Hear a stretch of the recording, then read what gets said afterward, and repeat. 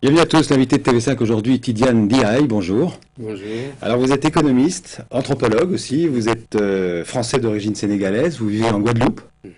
Et vous êtes l'auteur de plusieurs livres, entre autres La longue marche des peuples noirs, Mémoire d'errance, et puis vous publiez chez Gallimard, dans la collection Continent noir, Les Fallachas, nègres errants du peuple juif, un livre qui plonge ses racines dans l'actualité et dans l'histoire. Alors d'abord un petit rappel, dites-nous, rappelez-nous qui sont ces Fallachas qui sont apparus dans l'actualité dans les années 80.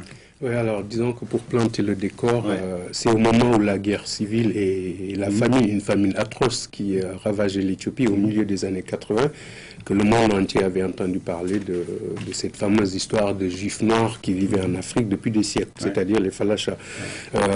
Israël avait décidé à l'époque de rapatrier plusieurs milliers d'entre eux qui étaient reconnus enfin comme les descendants de l'une des tribus perdues d'Israël. Donc ça s'est fait en 85 et 91, Opération Moïse et Opération Salomon. Mais il faut dire aussi que l'opinion publique internationale avait déjà été alertée quelques années plus tôt lorsqu'une junte militaire avait déposé l'empereur Haïlé Sélassié.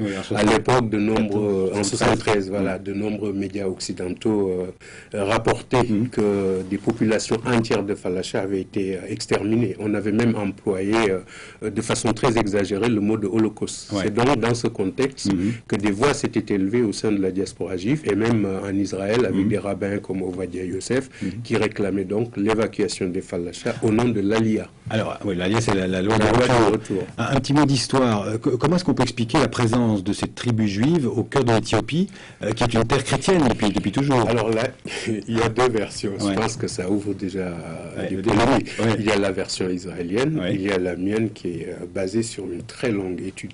Bon, pour la version dans le livre d'ailleurs. Voilà, la version israélienne, c'est une hypothèse selon laquelle les Fallachas seraient les descendants d'une des tribus perdues d'Israël. Voilà, les 12 tribus.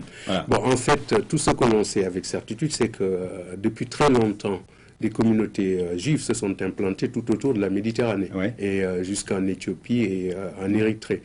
Et dans tous ces groupes israélites, pendant longtemps, c'est vrai, on a beaucoup parlé de populations juives ou judaïsantes qui vivaient au fond des montagnes éthiopiennes. Alors, à l'époque, beaucoup de rabbins disaient d'eux qu'ils étaient les descendants d'une des tribus perdues d'Israël, la tribu de Dan. Et c'est sur cette rumeur, en fait, que l'État hébreu s'est appuyé en 1973 par un décret officiel pour reconnaître les Fallachas. D'accord. Et là, si vous permettez juste que j'ajoute ceci, c'est que la plupart, je n'ai pas compris pourquoi, mais comme dans une sorte de connivence implicite, pour ne pas dire de pensée unique, la plupart des auteurs qui ont eu à traiter le sujet se sont alignés derrière la thèse israélienne, alors qu'ils se perdent en conjecture, puisque cette piste repose sur des bases plus religieuses que scientifiques, historique ou scientifique, extrêmement fragile. Votre thèse en quelques mots. Bon, est-ce qu'on peut analyser la thèse israélienne? Oui. Bon, parce que en fait derrière cette thèse, il y a un certain Eldad le Danite ou Eldad Hadani. Je ne connais pas la prononciation exacte en hébreu. Alors c'est un curieux personnage qui prétendait au IXe siècle descendre de la tribu de Dan qui se serait installée en Éthiopie. Alors qu'en fait, son identité éthiopienne est contestée par la plupart des chercheurs, puisque même le nom qu'il portait et la langue qu'il parlait n'appartiennent à aucun groupe ethnique identifié en Afrique. Vous en parlez aussi dans voilà, donc cette version ne repose absolument sur rien. Je crois qu'il s'est plutôt inspiré de nombreux récits de l'Antiquité où les chroniqueurs confondaient souvent l'Éthiopie et l'Inde. Tiens, je vais vous poser la question autrement. Est-ce que vous remettez en cause la judéité des Fallachas? Non, justement. Leur judéité a été acquise, à mon avis, par métissage. Alors, il faudrait remonter assez loin. Parce que moi, toutes les pistes que j'ai examinées sur l'origine des Fallachas convergent vers l'Égypte, qui semble être, en fait, le point de départ. Puisque les Fallachas eux-mêmes n'ont jamais réussi à s'entendre entre la thèse des accompagnateurs de Ménélique Ier, qui était donc le fils de la reine de Saba et du roi Salomon, et une autre thèse qu'ils n'ont jamais abandonnée, qui est la thèse du patriarche Moïse. Alors, je ne sais pas si on aura le temps de le développer, mais en réalité, on a construit toute l'histoire de Moïse. Je pense qu'il y a un chapitre qui s'appelle la piste de Moïse, à partir d'un certain chancelier Béa et l'épisode de sa fuite d'Égypte vers 1186 avant notre ère. C'est cet homme, ce chancelier Béa, à la suite d'une sombre histoire de succession qui s'est passée entre le XIIIe et le XIIe siècle avant notre ère, et ses compagnons. Et beaucoup de ses compagnons sont restés en Éthiopie à l'époque, donc entre le 13e et le 12e siècle. On va passer de l'histoire un peu à l'actualité parce que le temps presse. Donc vous avez parlé de ces vagues d'émigration en 85-91. D'abord, on peut raconter en deux mots, c'était assez rocambolesque. Ils ont été emmenés dans des camps, une sorte de camps de vacances au Soudan avec de l'argent américain. Oui, c'est vrai que c'était assez rocambolesque. Mais j'aimerais quand même que les téléspectateurs... Sinon, on n'aura pas le temps de parler de leur situation en Israël, et je sais que c'est important aussi. D'accord, mais dans la version israélienne, j'ai opposé la mienne, qui est que c'est avec les compagnons de ce fameux chancelier Béat, qui a fui donc l'Égypte autour de 1186 avant notre ère, que les ancêtres des Falachas se seraient métissés. Donc, n'auraient rien à voir avec la tribu de Dan, c'est-à-dire la version israélienne qui a servi pour leur reconnaissance. La réalité, c'est que de nombreux auteurs, surtout ceux dans la mouvance des milieux judéo-chrétiens, ont tout simplement évité cette piste des ancêtres des Falachas. Est-ce que le débat pour vous, c'est de savoir s'ils sont plus nègres que juifs ou plus juifs que nègres? Ce sont des métis. Regardez, quand on parle de mondialisation aujourd'hui, c'est quoi? C'est le brassage des peuples. Bon, je pense que ça a été original avec l'arrivée, le premier métis célèbre en fait dans l'histoire, c'est celui qui a fondé la dynastie salomonienne en Éthiopie, le fils de la reine de Saba et du roi Salomon. Alors rien d'étonnant que par la suite qu'on ait eu des combattants hébreux, puisque le terme c'était Abiru en fait, c'était des tribus de nomades mais qui ont compté beaucoup de mercenaires et qui vivaient dans les régions arides et les terres à la frontière entre Canaan et la Transjordanie. Alors rien d'étonnant qu'au XIIIe siècle avant notre ère, des combattants qui avaient fui l'Égypte avaient fini par se mélanger avec la tribu locale des Agaw. Donc on a appris que pour vous, votre thèse, c'est que ce sont des métis. Ce sont des métis dont les ancêtres se seraient mélangés avec ces tribus des Agaw, plutôt ces Abiru, ce qui a donné par la suite le nom de Hébreu. Alors, donc c'est le métissage aujourd'hui qui semble poser leur problème. Pourquoi? Parce que selon une idée très largement répandue, en plus de 20 siècles d'errance, les tribus, les communautés juives se sont comportées en véritable tribu fermée.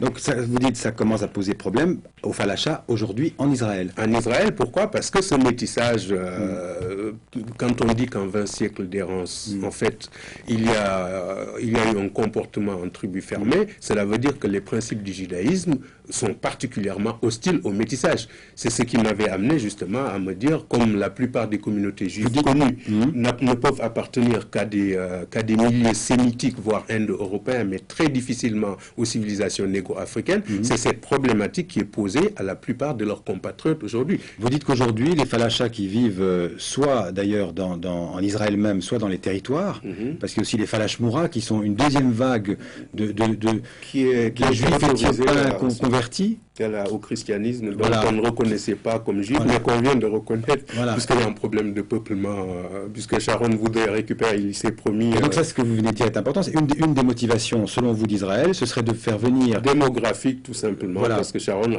s'est promis de faire venir plus d'1 million de juifs d'ici la fin de la décennie. Pourquoi? Parce que toutes les courbes de population démontrent que sans une immigration massive de juifs en Israël, les Palestiniens seront majoritaires, aussi bien dans les territoires occupés que dans l'ensemble d'Israël, territoire occupé. C'est tout. Mais c'est pas c'est une motivation, je n'y crois pas. C'est une motivation démographique. Il y a aussi une motivation peut-être dans les années 80, c'était de faire oublier les relations entre... les années 80 c'était différent, puisque Israël avait de sérieuses raisons à l'époque d'essayer de restaurer son image sur la scène internationale. Parce qu'au moment de l'évacuation de ces juifs noirs, il était au banc des accusés.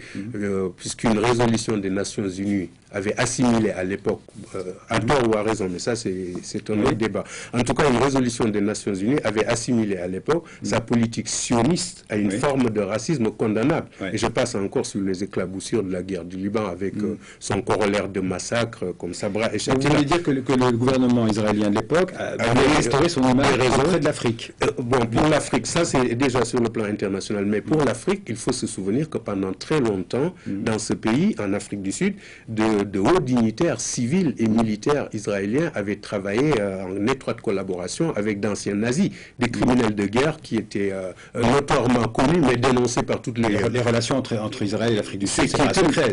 C'est pas un secret, c'était le principal soutien en fait de l'Afrique du Sud, de l'apartheid. Et ça, les Africains n'ont jamais compris, puisqu'ils se sont dit, après tout, un peuple qui a connu la Shoah, qui a été persécuté aux quatre coins de la planète en 20 siècles d'errance, ne pouvait pas franchement soutenir... Et comment est-ce que vous expliquez qu'en 2003, il y a encore des milliers de Falachmoura, cette fois-ci, cette deuxième vague, qui acceptent d'aller en Israël, alors qu'ils connaissent la situation que vous décrivez Alors, des je falachas. retourne la question. Ouais. Comment expliquez-vous que des individus venant du tiers-monde et qui n'avaient pas de problème particulier, sauf économique, peuvent accepter d'être des citoyens de seconde zone dans un pays occidental développé comme l'Italie, la France ou ailleurs? Vous voyez, il y a d'abord une raison économique. Ouais, Quoi d'accord. qu'il arrive, il vaut mieux, se disent certains, d'être un citoyen de seconde zone dans un pays aussi développé qu'Israël que de rester en Éthiopie. Vous qui êtes un spécialiste de la diaspora noire dans tous les continents, est-ce que il y a d'autres communautés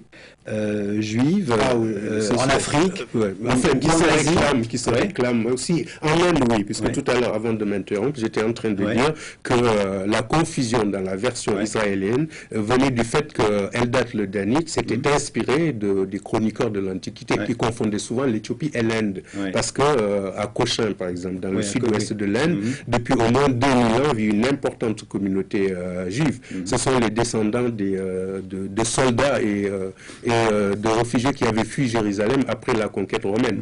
Alors, comme ils sont restés pendant très longtemps coupés de la plupart des autres communautés juives, ils se sont forcément adaptés à la culture indienne. Ils ont adopté même le système local des castes, et on les appelle des Kalas. Ce sont des juifs, ceux qui sont blancs sont appelés Goa, les autres les plus foncés, entre guillemets, ceux qu'on appelle les juifs noirs indiens, et qui sont assimilés aux intouchables, ceux-là aussi sont des juifs. Vous voyez, vous avez des juifs noirs en Inde, vous en avez au Cochin, en Afrique aussi d'autres, mais c'est beaucoup plus fantaisiste ce sera en fait. peut-être l'objet d'un prochain livre. D'accord. On va devoir en rester à Tidiane Diaye. Je rappelle le titre de votre livre, très intéressant, donc Les Falachas, nègres errants du peuple juif, une enquête historique chez Gallimard dans la collection Continent Noir. Merci d'avoir été l'invité de TV5. Merci. Merci de nous avoir suivis. Les programmes continuent sur TV5.